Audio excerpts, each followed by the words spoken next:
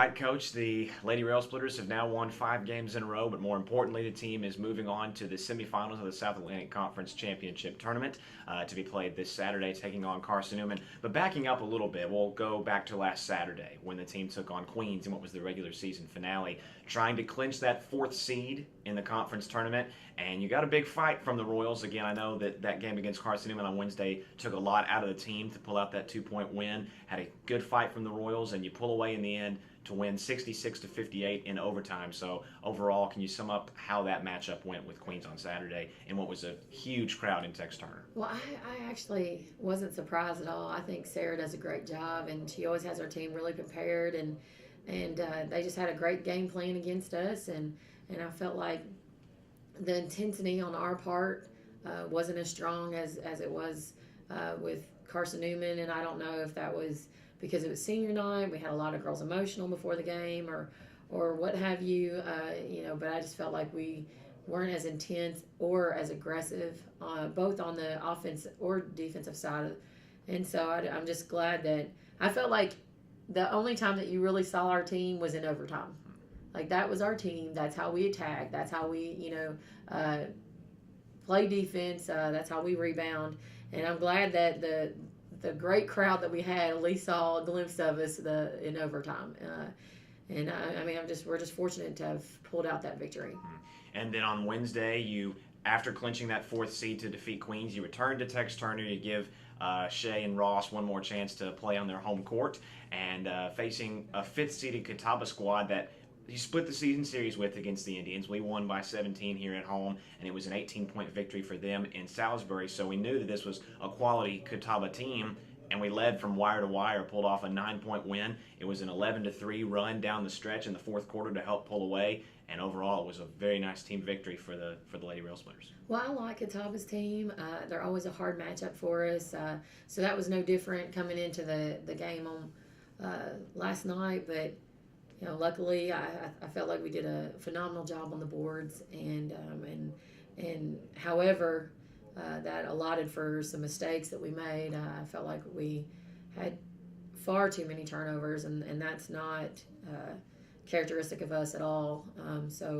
Luckily, we the rebounds made up for all those mistakes, and I absolutely love Sabrina Brown on Catawba's team. I think she's one of the best point guards. I think she just controls her team, and she's always talking. She's always vocal on the court. She's very intense, and so I knew that Angie was going to have her team ready, and they've got 6 seniors, so I knew that they were going to go down with a fight, and again, we were just very fortunate to pull off that victory. And I thought Shay came out and was really hitting her shot and playing really well. And I felt like Deja was a great spark plug for us.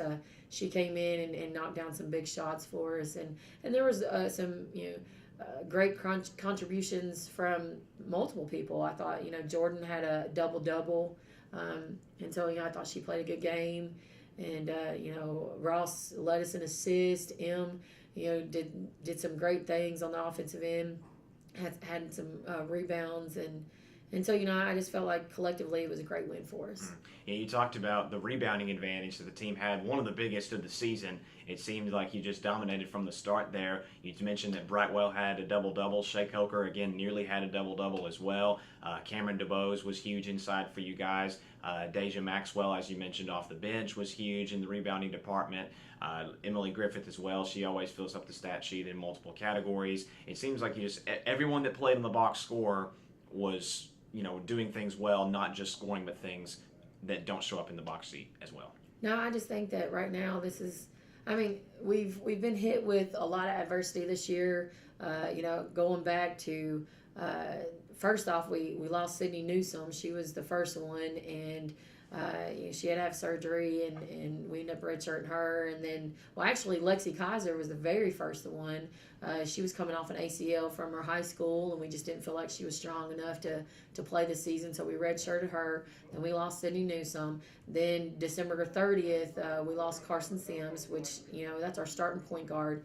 And then we have Rachel. Well, before Rachel, it was Maggie, and Maggie was playing some big minutes for us as a freshman, and even started a few games, and was really doing some things well for us. And she went down with a season-ending injury. And then this last one's Rachel, who was our second starting point guard, and we've lost her a few games ago. Actually, she got injured in the Coker game, and it was a season-ending injury. So we've been faced with a lot. So the fact that these girls are stepping up is huge.